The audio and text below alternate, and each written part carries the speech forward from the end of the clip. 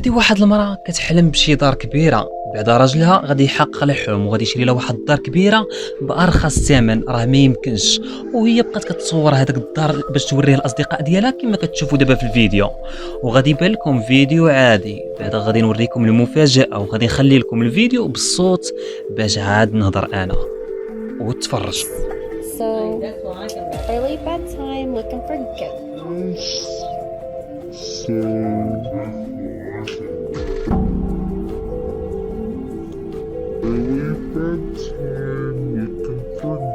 وكما شفتوا في الفيديو الكاميرا ديال الهاتف ديالها شدت واحد البنت بواحد السرعه خياليه.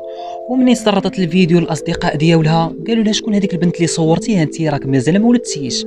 وهي قالت لهم هذاك الفيديو، قالت لهم راه ما شفتوش، انا غير صورته وسرطته لكم نيشان. ومني عاوداتو ورجعاتو لقات هذيك البنت، قالت شكون هاد البنت، وشدها واحد الخوف ديال بصح. بعدا مني قلبت في الملفات بان واش هذيك المراه عاشت ولا ماتت، لقيتها بانها ماتت. والاسباب اللي ماتت قال لك دازت واحد الايام وجاتها سكته قلبيه وماتت في الطبيب. واش ماتت بسبب هذا الشيء ولا ماتت موت ديال الله اعلم. وهذا هو الفيديو، ولا عجبكم ما تنساوش المتابعه ديالي وتهلاو. بيس.